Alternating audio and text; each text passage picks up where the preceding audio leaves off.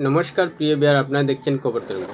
भारत पाकिस्तानेर युद्धेर आबहे भारत के दुर्बल अवस्थान भेबे निয়েছে बांग्लादेश, जार कारणे खूब बाढ़ बेড়েছে बांग्लादेशेर दक्षिण दिनाजपुरेर बालुरघाटे भारतीय बीएसएफ दुई बांग्लादेशी के आटक करेছিল भारतीय सीमान्ते प्रवेश करार जन्य। तारपर बांग्लादेशेर बीजीबी भारतीय सीमान्त थेके दुई भारतीय के आटक करे निये गेছে, किन्तु तादेर एखोनो ছাড়েনি।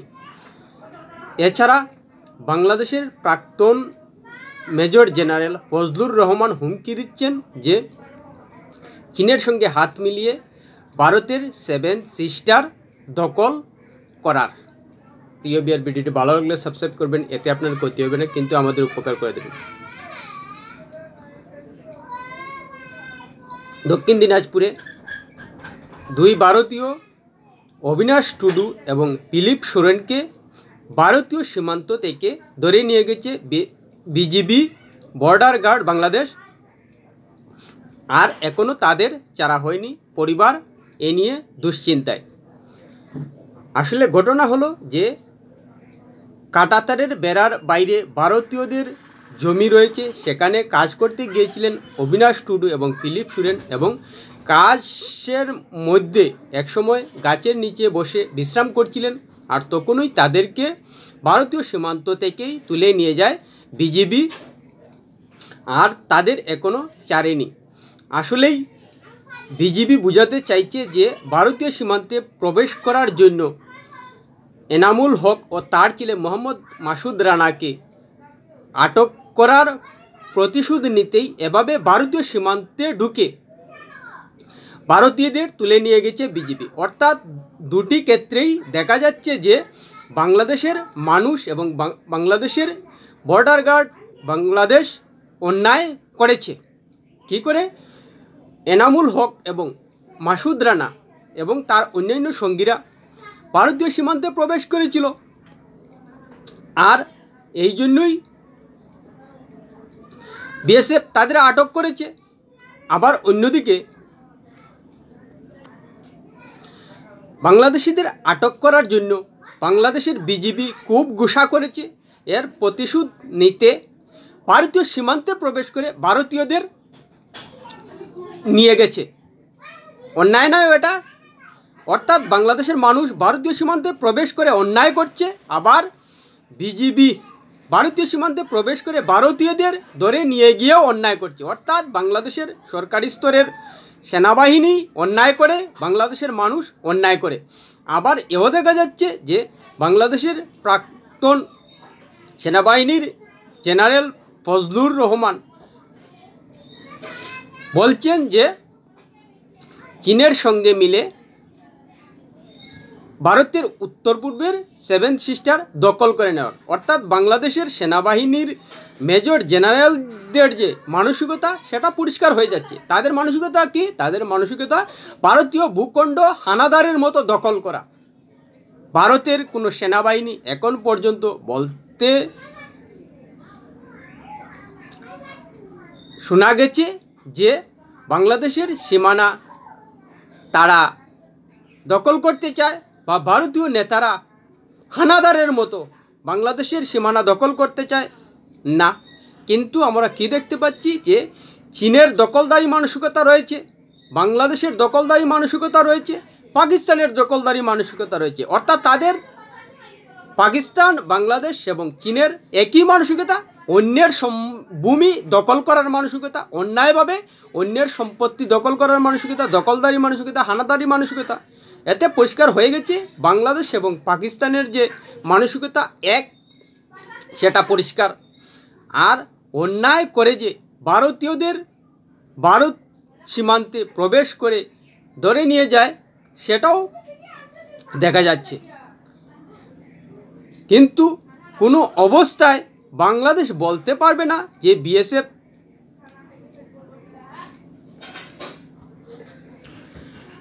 বাংলাদেশ সীমান্তে প্রবেশ করে বাংলাদেশের মানুষকে ধরে নিয়ে আসে, বা ভারতীয়রা বাংলাদেশ সীমান্তে প্রবেশ করে। এটা কিন্তু বাংলাদেশের কেউ বলতে পারবে না। বরং আমরা কি দেখতে পাচ্ছি যে সময়ে সময়ে বাংলাদেশের মানুষ ভারতের সীমান্তে প্রবেশ করে এবং বিএসএফের কাছে আটক হয়।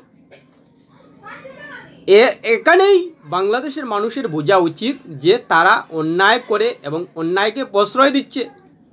যদি সত্যিই তাদের সততার কথা মাথায় থাকে, ভারতের সঙ্গে চোখে চোখ রেখে সমানে সমানে সম্পর্ক রাখার মাথা চিন্তায় আসে, তাহলে আগে সততা দেখান। ভারত সততা দেখাচ্ছে।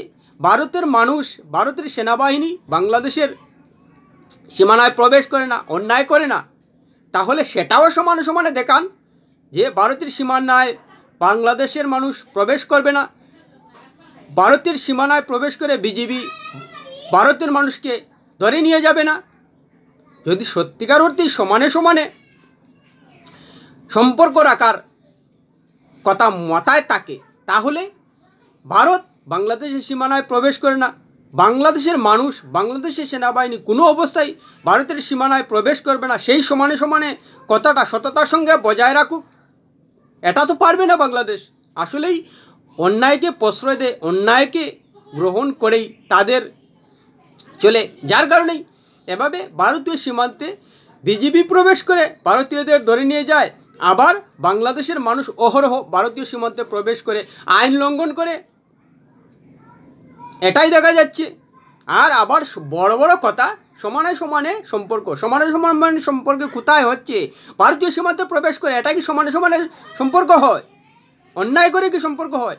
বলতে পারবে বাংলাদেশের মানুষ যে ভারতের সেনাবাহিনী, ভারতের বিএসএফ, ভারতের মানুষ বাংলাদেশের সীমান্তে প্রবেশ করছে? না, একথা বাংলাদেশের কেউ বলতে পারবে না। আসলে সমস্যাটা এখানেই যে ভারত নিজেদের সীমান্তে কাঁটাতারের বেড়া দিয়ে দিয়েছে। আর কাঁটাতারের বেড়া দিতে গেলে একটা নিয়ম রয়েছে, সীমান্তের পিলার থেকে 150 মিটার ভিতরে দিতে হয়। তারপর 150 মিটারের মধ্যে অনেক জমি থাকে, চাষের জমি, সেগুলো অবশ্যই পতিত রাখা সম্ভব নয়। সেগুলোতে ধান চাষ বা বিভিন্ন শাকসবজির ফলানোর ব্যবস্থা হয়। আর সেই সুযোগটাই বাংলাদেশের মানুষ এবং বাংলাদেশের সেনাবাহিনী এখন কাজে লাগাচ্ছে অন্যায়ভাবে।